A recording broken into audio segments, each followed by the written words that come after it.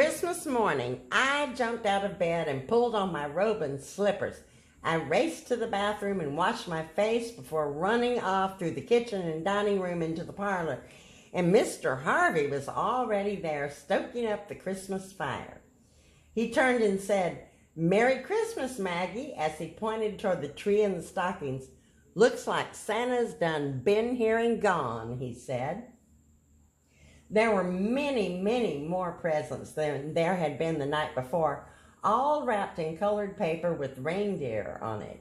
And then I looked at our stockings. They were all full. "May I please have my stocking?" I asked, and Mr. Harvey said he didn't see any harm in that and passed it down to me. I sat on the floor and shook out the stocking. Inside was a rubber ball, a big candy cane, a little doll and her dog, a new toothbrush, and a pair of Christmas socks with trees and snowflakes on them. And just then Miss Hattie came into the parlor, followed by Aunt Mary, and Albert came bounding down the stairs from his room and shouted, "Merry Christmas!" I could hardly wait for Jamie and Kathy to come down as well. And then I heard them racing along the hallway, and they bounded down the stairs. Uncle John sat down beside the tree and began passing us presents. "These say they're from Santa," he told us, looking through his glasses. He passed one to Jamie, one to Kathy, and one to me. We tore into the presents. Kathy got a beautiful baby doll with a blanket and bottle and diaper bag, and I got 3 big coloring books and a brand new pack of crayons, and Jamie was rolling a red fire truck across the floor. Its bell was ringing and its siren was whining as Uncle John handed out more presents.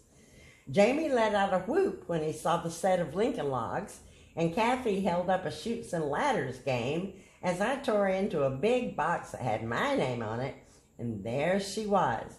Betsy McCall had on a pink dress with matching shoes and a bonnet, and her playhouse with all its furniture was there. "Santa got you exactly what you wanted, didn't he?" Aunt Mary asked, and I said he sure did and gave her a hug. Then she told me that I should pass out all the other presents to the grown-ups. I went down below the tree and began pulling them out. I gave Miss Hattie her present first, as she carried on over the pretty ribbons and paper the package was wrapped in before she tore it all away. She stood up and said, "Oh my goodness," pulling out the beautiful bathrobe and matching slippers from the box. "This is exactly what I wanted," she exclaimed.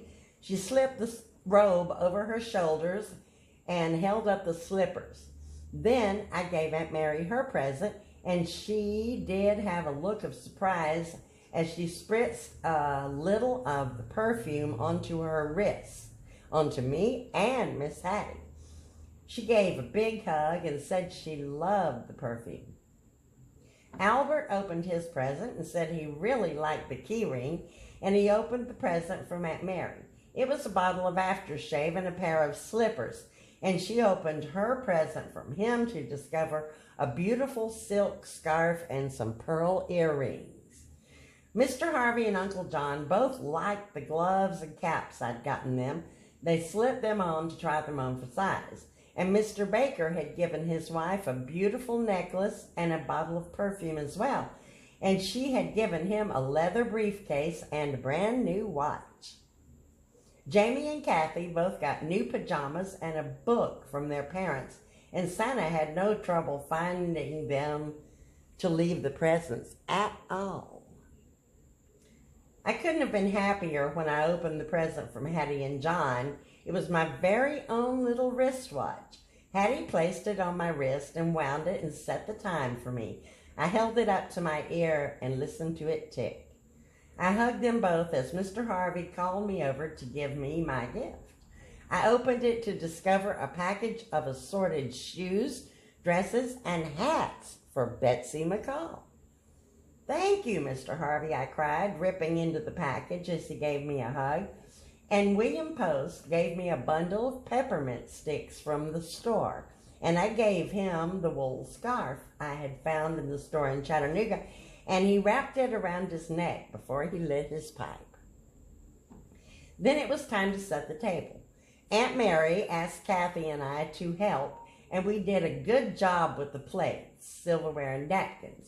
When we were done, Aunt Mary placed a beautiful vase of poinsettias in the center of the table as Mr. Harvey arrived from the hotel with presents and a big bowl of fruit for dinner. And Lenny and his parents came through the door bearing a chocolate pudding and even more gifts. Lenny and I couldn't wait to exchange presents beside the tree before we sat down to eat. I opened mine to discover a Trixie Belden book. I had been checking them out at the school library for some time, and I loved the way she and her friends always solved mysteries and how she got herself out of scrapes. I thanked him for the book as he began unwrapping his own present. He loved the little cars. He rolled them along the hallway with Jamie and its new fire truck until they called us all into the table. Then Aldous Wells arrived, as well as our teacher, Mr. Timmons. And when we were all there together, Mr. John asked the blessing before we took our seats, enjoying the company and the delicious meal. Then, after dinner, Myra and Carl came by with presents and stayed until evening, and Mrs. Baker sat down at the piano in the parlor and began to play Christmas songs, including Frosty the Snowman and Jingle Bells.